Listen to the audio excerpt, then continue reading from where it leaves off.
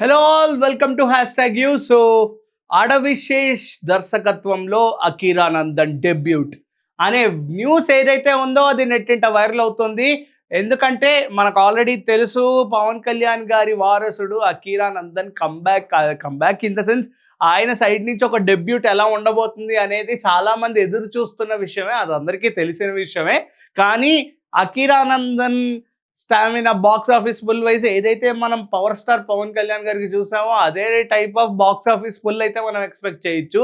But ఇప్పుడు పవన్ కళ్యాణ్ గారు అప్పుడు తీసిన సినిమాల కంటే ఇప్పుడు ఆ రేంజ్ అవన్నీ తగ్గిపోయాయని చెప్పాలి. ఎందుకంటే ఇప్పుడు ఆయన ఏదో తీసాంలే అన్నట్టే సినిమాలు తీస్తున్నారు తప్ప ఆయన సైడ్ నుంచి ఒక ఆసక్తి అనేది స్లైట్గా మిస్ అయిందనే చెప్పాలి. సో ఎందుకంటే ఆయనకున్న పొలిటికల్ టెన్షన్స్ కావచ్చు, ఇటు అటు ఆయన మేనేజ్ చేసుకుంటూ ఏదో డేట్స్ ఇస్తున్నారు. అండ్ ఆయనకు వచ్చే డబ్బులు కూడా బయట ప్రజలకి లేకపోతే పొలిటికల్గా యూజ్ చేస్తున్నారు. కాబట్టి ఈయన సైడ్ నుంచి సినిమా ఇంట్రెస్ట్ అనేది తగ్గిందనే చెప్పాలి. ఆయనే చెప్తారు డైరెక్ట్గా, నాకు అంత ఇంట్రెస్ట్ లేదని చెప్పి. సో ఆయన సైడ్ నుంచి కూడా ఓజీ ఒక్కటే ఒక ఫెస్టివల్ సినిమా లాగా జరిగింది. కానీ ఆ ముందొచ్చిన హరిహర వీరమల్లు కానీ ఇప్పుడు రాబోతున్న ఉస్తాద్ భగత్ సింగ్ మీద కూడా ఎక్స్పెక్టేషన్స్ అనేవి ఎంత హై ఉన్నా ఓజీని రిప్లేస్ చేస్తుందని అయితే నేను అనుకోవట్లేదు. ఇది ఎంతవరకు ముందుకెళ్తుందని చూడాలి. బట్ పవన్ కళ్యాణ్ గారి కొడుకు ఎవరైతే వారసుడు ఎవరైతే ఉన్నారో అకీరానందన్ డెబ్యూ కోసం చాలామంది పవర్ స్టార్ పవన్ కళ్యాణ్ గారి ఫ్యాన్స్ ఈగర్గా వెయిట్ చేస్తున్నారు. సార్ ఎప్పుడు అకీరా గారు బయటకు వస్తారు, అకీరా గారితో ఎప్పుడు ఎటువంటి టైప్ ఆఫ్ సినిమా చూడొచ్చు అని అందరూ అడిగిన వాళ్ళందరికీ ఇది ఒక ఆన్సర్ అని చెప్పుకోవచ్చు.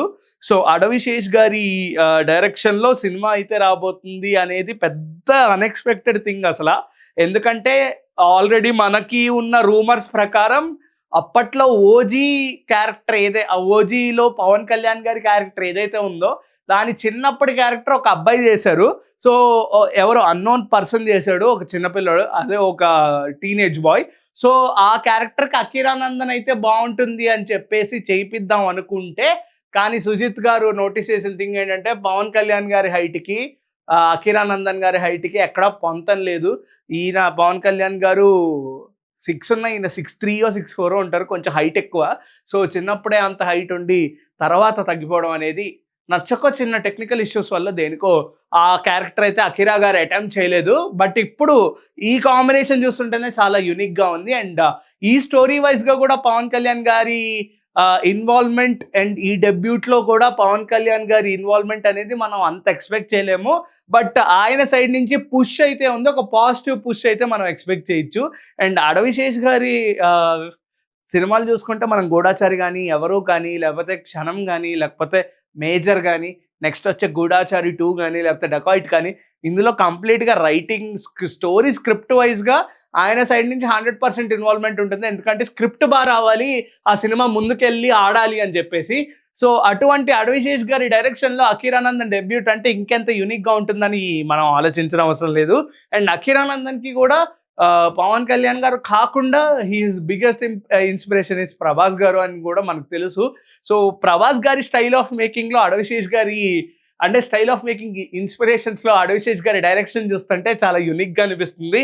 అండ్ పవన్ కళ్యాణ్ గారి ఇన్వాల్వ్మెంట్ ఈ సినిమాలో ఉండాలని కోరుకుంటా. ఎందుకంటే ఇది ఒక biggest debut of Tollywood star hero కాబట్టి. సో ఆయన సైడ్ నుంచి కొంచెం ఒక హ్యూజ్ పుష్ కనిపిస్తే మనకి అది ఇంకా సెలబ్రేషన్ అనేది ఫెస్టివల్ టైప్లో ఇంకా వైభవంగా ఘనంగా జరుగుతుందని కోరుకుంటున్నాను. అండ్ ఈ సినిమా ఇలా ముందుకెళ్తూ అండ్ దాంతోపాటు ఇంకా ఫ్యూచర్ లైనప్స్ అనేవి పవన్ కళ్యాణ్ గారికి పెద్ద డైరెక్టర్స్ పెద్ద కొత్త ఏం కాదు కాబట్టి తలుచుకుంటే సుకుమార్ గారు, త్రివిక్రమ్ గారు లాంటి వాళ్ళు కూడా ఈజీగా వచ్చేస్తారు. కాబట్టి అకీరా గారి డెబ్యూట్ తర్వాత వచ్చే ఫిలిమ్స్ అన్నిటికీ ఇలాంటి పెద్ద డైరెక్టర్స్ని లైనప్లో పెట్టుకుంటే ఇంకా బాగుంటుందని నేనైతే కోరుకుంటున్నాను. అండ్ దాంతోపాటు అడవిశేష్ గారి ఫిల్మోగ్రఫీతో అకీరా గారి స్టైల్ ఆఫ్ మేకింగ్ని పొంతనలాగా పోలిస్తే అది ఇంకెంత యూనిక్గా ఉంటుంది. అండ్ ఒకవేళ అడవిశేష్ గారు సినిమా తీస్తే ఒక థ్రిల్లర్ లేకపోతే సస్పెన్స్ కైండ్ ఆఫ్ సినిమా తీస్తారా, లేకపోతే వేరే జోనర్ లవ్ స్టోరీ లాంటిది ఎక్స్ప్లోర్ చేస్తారా అనేదే పెద్ద క్వశ్చన్ మార్క్.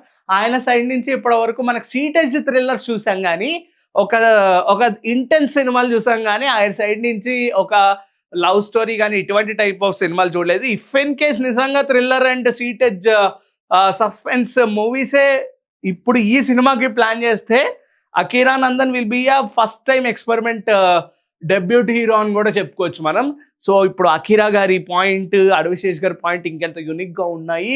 ఇది డెకాయిట్ తర్వాత ఎంత దూరం వెళ్తుంది అనేది కూడా మనం చూడాలి. Until then keep watching #you and ఇటువంటి అప్డేట్స్ మీకు అందిస్తూనే ఉంటాను. This is Karthik signing of.